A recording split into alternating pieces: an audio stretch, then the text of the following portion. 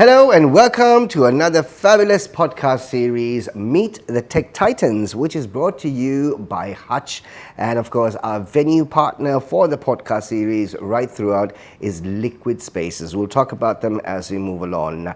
On the show, right throughout the series, we're going to be speaking to influential voices in the industry of technology, in the industry of the digital world out there. Different expertise, different experts, different industries, touching on all of them in our 8-part podcast series, Meet the Tech Titans, right here on PodHub. Now, on the show today, we have a very, very interesting individual who's actually, got into the industry of cybersecurity over the last 15 years. And cybersecurity is something that, of course, affects all of us. It doesn't matter how big you are, it doesn't matter how small you are, it doesn't matter where you are. It just affects all of us, and that's what we're going to get into. We're going to find out the intricate details of cybersecurity.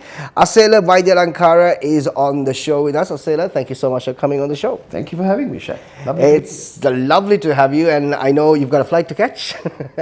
We decided to basically delay the flight just a few minutes so we can actually get Asela on the show, and of course, it's something really important that we need to get into. Asela, you've been recognized as a cybersecurity crusader, right? Privacy advocate, and your work, of course, has been seen and witnessed by multiple companies and individuals in Sri Lanka. How did you get into cybersecurity? Why cybersecurity of all things in the tech world? It's a happy accident, actually. When I've had a lot of exposure to cutting edge, bleeding edge tech. Had the opportunity to join a telco, right. Saw firsthand the transformative power of technology and how it changed people's lives. Because when I joined, Sri Lanka was just going through a very interesting period when it comes to connectivity and telco. We were just going from 3G to 4G, and now it's in 5G. So with that transformation and seeing feature phones to barely workable, well, I don't want to even call them smartphones, Shaq, but from that to the kind of devices that we carry around today, right. That's quite an evolution. So that's where my training started. That's where I really cut my teeth. From there, various leadership positions, various positions within the company. Then I moved out. And one thing I understood was that as we integrate digital into our lives, we are not looking at security in a holistic manner. Right. We're still treating this as a technical problem that the tech guys should fix. And more I looked at the problem, I realized that tech guys alone are not going to fix this. And there was a wider conversation on this.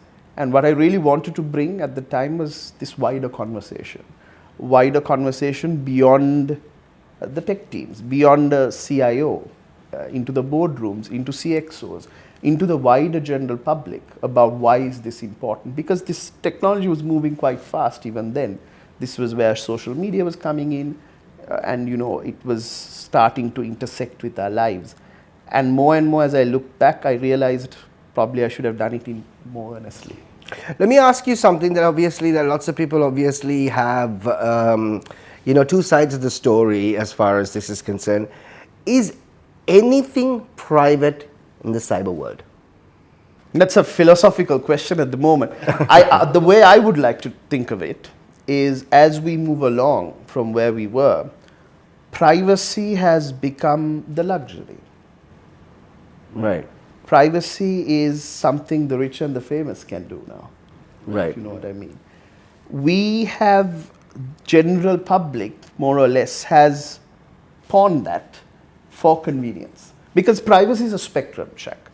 When you look at privacy, it's with convenience in one end, absolute privacy in the other. And within the day, you make choices.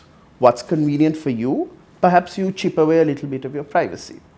And that's the choice you made. And a culmination of those choices, cumulatively over the years, you have given away a lot. That's why I look at it that way. Okay, you still haven't answered the question though, but we'll get into it. Now, so cybersecurity at the moment is no longer just an IT issue.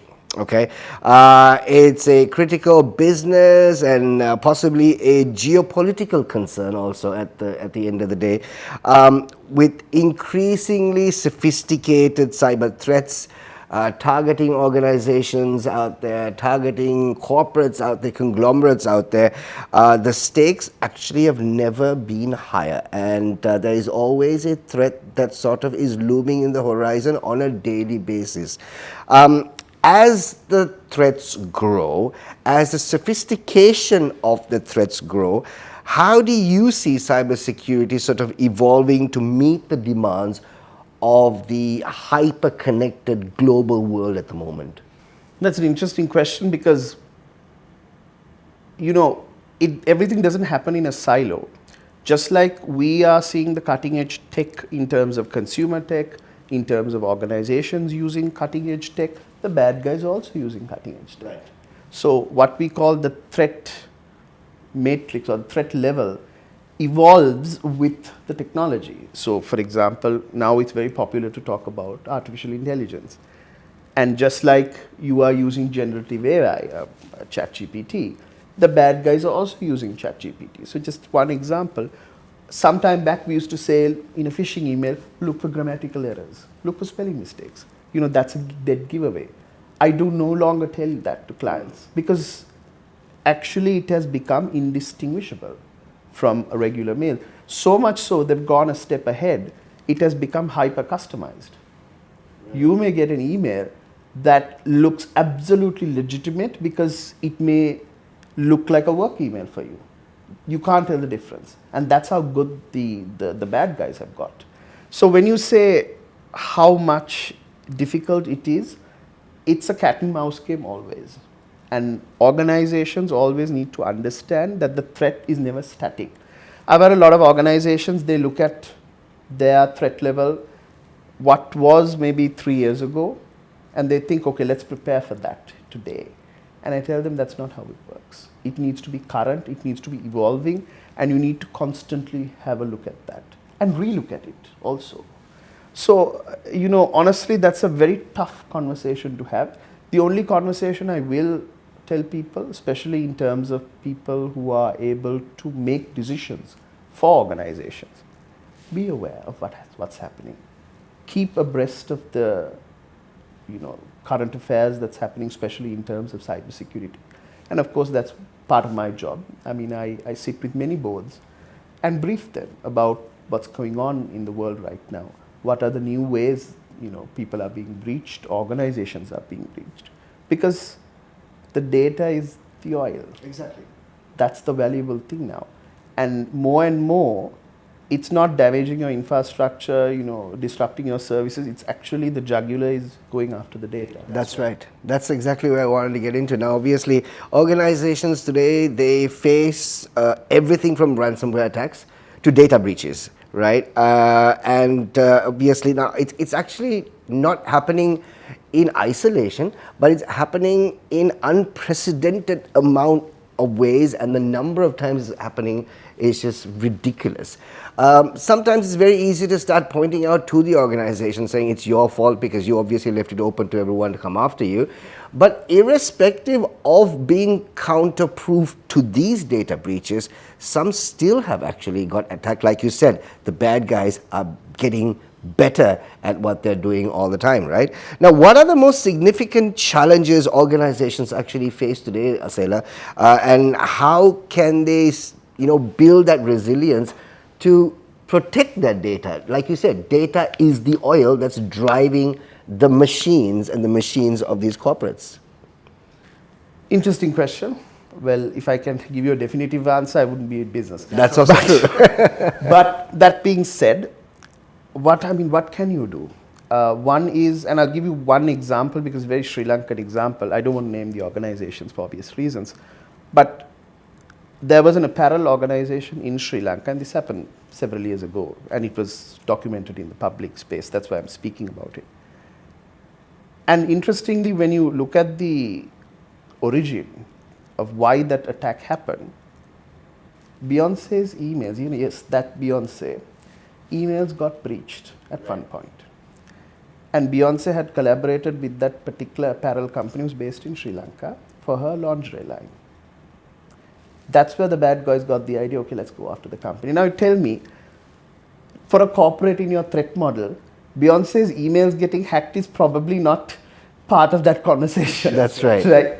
But that's how, it's an excellent example of how a butterfly's wing, something that can happen probably the other end of the globe, is now affecting your organization. And this is how prudent and how wise you need to be about how you're going to protect your organization. Gone are the days that you can spend X amount of dollars, buy 3 or 4 boxes, buy some tools, you're done. The way people work is different now. It's a hybrid setup. Some people don't come into office. They work from, not even this country sometimes. They're on the move. They're on the plane. They're on a coffee shop. So with that comes the business of protecting all of this. The data they have, the transactions they have, things they do, their intellectual property. It becomes a more complex conversation. So there's no silver bullet for this. Right. I wish there was, honestly. But more and more, day by day, it keeps getting complex. And we focus on the word resilience, like you mentioned. It's no longer about, I will not get breached, or what can I do, Asela, not to get breached. We don't have that conversation anymore. What we do have is, okay, when you're breached, how quickly can you get your operations up and running? How quickly can you ensure that your data is safe? The critical data the bad guys didn't get, we just gave them something else, or non-critical data. So that's the kind of conversations we're having. And we have a model called Zero Trust. I don't want to get into it, but it's a very interesting philosophy. It's assume breach. Assume you're breached. Right. All the time. Right. That changes your philosophy. That changes your approach. Because assume breach means you're breached now. You are no longer waiting for something. You have to act now. So that's the kind of proactive approach I would like organizations to take, especially when it comes to cyber. Now, when you're also looking at the advancement in technology, now we spoke about AI, and obviously AI is, every single day. AI today is actually better than it was yesterday. And we're obviously looking at it being, much better tomorrow. But now what we're also facing is basically, with AI and digital transformation actually rapidly moving forward, with the growth of AI and with the growth of digital transformation, there's always this ethical dilemma that basically is also, that's been sort of discussed everywhere around the world, in the tech world also. And the algorithmic bias, which also we're looking at. We are also now looking at, like you said, the ethical dilemma, which we are basically going to get into. Balancing innovation with ethics looks like one of the hottest discussions that is actually going on right now. What's your take on that? It's going to be challenging because, I have a lot of boards, I have a lot of organizations trying to bake in a lot of artificial intelligence into their products and services. That could be customer facing, that could be to make them more efficient, that could be in terms of getting them more revenue, whatever. That's your strategic objectives. But in that whole process, we call FATE, fairness, accountability, transparency, explainability. Those are the hot topics that keep coming up because as you use some of these models, and mind you, this is customer data, this is not your data. Right. And how ethical is it to train it on those data without informing the customers, or train it on open models where that same data that you're feeding them, somebody else may access them, from somewhere else, and that may be personal information. So first of all, you need to take an ethical view of how you're going to use things like artificial intelligence in your organization. Then it comes to the fairness, the bias, the explainability, transparency, because thing is this, and even I think the owner, one of the top guys at OpenAI in front of Congress, US Congress, they admitted, it's a bit of a black box for us too. So can you imagine some of these models that are out there? They also can't explain some of the results that have been obtained. Now imagine if that's a financial decision, a credit score, a housing loan that is to be given or not given. what are the implications of that? Because that will have real implications to organizations. Because customer might come to you and say, you know what, tell me why I was denied the loan. Right. And you have an AI running and it's a black box and you don't know what's going on. That's going to put you in trouble. So really this ethos of having ethics in your artificial intelligence governance is a very important conversation. And it's a conversation that has taken global attention as well, because a lot of countries, ASEAN is looking at it, the OECD is looking at it, the United Nations has passed a resolution in the General Assembly, the United States, UK, EU, these countries in their own different ways have sort of come up with regulations to make sure that, yeah, you can use artificial intelligence, okay, we're all for it, but certainly do it with a measured approach. How can leaders obviously, make sure that ethical practices are kept apace at the moment? Well, that's an interesting dilemma they're facing. So what we look at from a policy point of view is to ensure that it's a value-based consideration. What are the values that you're bringing into AI? What are the values of bringing it into your organization? Trust, explainability, transparency. So those, as I mentioned, some of those things, those must be the pillars that you're building all of this tech around. Right. And especially in the global south, our neck of the woods, there's always a philosophy of it should be human-centric. Whereas in the West, it's a little different. They feel, human doesn't need to be in the loop. It's augmenting human or sometimes even getting human out of that loop and AI doing it. So it's a different philosophy in how you're going to use AI, and this is the clash I'm coming to see. This is where the ethics part is important, because we as countries, especially this part of the world, the global south, we have to start articulating that we no longer want to be users of this technology. We should retain some degree of control. That comes with the emphasis on ethics. That comes with holding these organizations to account. If you are going to use our citizens' data, then this is how we want you to approach that.